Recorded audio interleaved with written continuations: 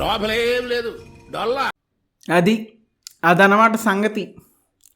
చెప్పినట్టే ఏం లేదు, డొల్ల. థియేటర్లో ఎంతమంది లేచి వెళ్ళిపోయారంటే ప్రీ క్లైమాక్స్ కల్లా హౌస్ఫుల్ ఉండే థియేటర్లో నుండి 25% ఆఫ్ ద ఆడియన్స్ వెళ్ళిపోయారు. వెళ్ళిపోయిన వాళ్ళందరూ ఫ్యామిలీ వాళ్ళే, చూడలేక వెళ్ళిపోయారు. అసలు రీమేక్ అని చెప్పి జనాల్ని రోస్ట్ చేశాడు భయ్య Harish Shankar. This is the peak of taking audiences granted.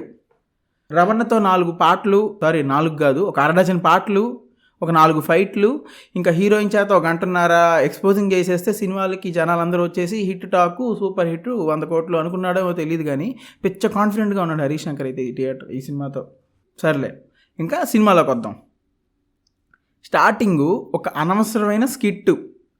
అసలు నాకు తెలిసినంత వరకు ఇలా ఇన్కమ్ ట్యాక్స్ ఆఫీసర్స్ డిస్గైజ్ చేసుకొని ఎక్కడికి వెళ్ళరు, అది రూల్స్కి విరుద్ధం నా గట్టి ఫీలింగు. సరే, అది కూడా పక్కన పెడదాం.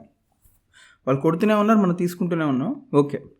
నెక్స్ట్, హీరోకి ఒక సస్పెన్షన్ వస్తుంది. ఎందుకంటే వాడు ఒక పెద్ద లాడ్ని గెలకతాడు, వాడి దగ్గర ఇన్కమ్ ట్యాక్స్ రైడ్ చేస్తారు, అందుకని సస్పెన్షను. ఆ సస్పెన్షన్ ఎందుకంటే నిజానికి హీరోయిన్తో లవ్ ట్రాక్, ఒక 3 పాటలు వేసేయచ్చు ఈ గ్యాప్లో, 3 కాదు 4 పాటలు వేసేయచ్చు. నెక్స్ట్ సత్యతో కామెడీ. ఫస్ట్ హాఫ్ అంతా ఇదే.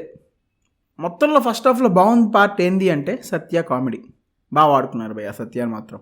సరే, సంబంధం లేకుండా ఒక టైంలో హీరో కాల్ వచ్చి నీకు సస్పెన్షన్ లేపేశారు, వెంటనే వచ్చి రిపోర్ట్ చేయమంటారు. సరే, హీరో వెళ్ళి రిపోర్ట్ చేస్తాడు.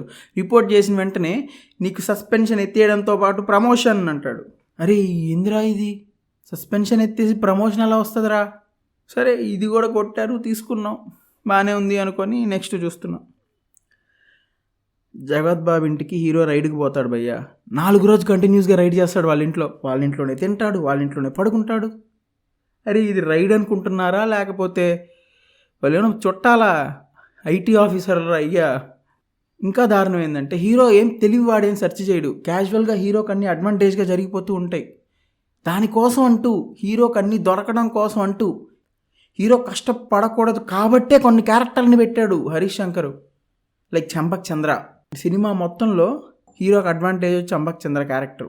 ఇంకా దానికి తప్ప దేనికి పనికిరాడు క్యారెక్టర్. దేనికి అసలు ఆ క్యారెక్టర్ అక్కడ లేకపోతే స్టోరీకి ఏం పెద్ద చేంజ్ ఉండదు. కానీ హీరోకి సునాయాసం చెయ్యాలి.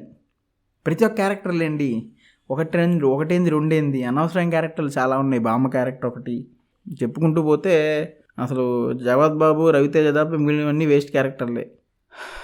అది సంగతి. మీకు కానీ నేను ఇచ్చిన రివ్యూ నచ్చినట్లయితే ప్లీజ్ సబ్స్క్రైబ్ టు మూర్ఖ బృందం. Please support us. బాయ్.